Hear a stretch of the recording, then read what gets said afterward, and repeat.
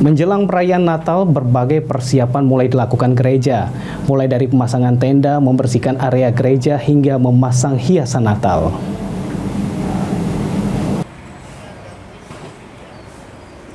Menjelang perayaan Natal, berbagai persiapan mulai dilakukan gereja, salah satunya gereja Katolik di Jalan Kolonel Atmo. Berdasarkan pantauan PAL TV, terlihat sejumlah pengurus gereja mulai melakukan persiapan seperti membersihkan area gereja, memasang dekorasi, hiasan pohon, serta memasang tenda untuk ibadah misa Natal. Menurut pengurus gereja Hati Kudus Yosep, ibadah Natal di Gereja Katolik Hati Kudus akan digelar tanggal 24 dan 25 Desember 2023 untuk memberikan suasana yang nyaman dan hikmat dalam menjalankan ibadah perayaan Natal.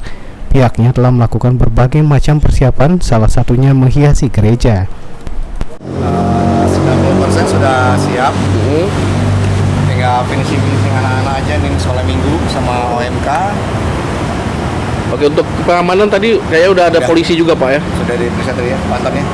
Oke, untuk kegiatannya sendiri gimana Pak? Untuk jadwalnya Pak, bisa dijelaskan mulai besok atau gimana nih? Jadwal besok, mulai besok. Mulai besok itu apa? Apanya bahasanya Pak, ibadah Pak ya? Mulai beribadah. Tidak hanya melakukan persiapan untuk memastikan keamanan dan kenyamanan umat saat ibadah misa malam Natal maupun misa Natal, Gereja Santo Yosep telah menyiapkan skema keamanan dengan berkoordinasi pihak kepolisian. Haji Delia, PAL TV.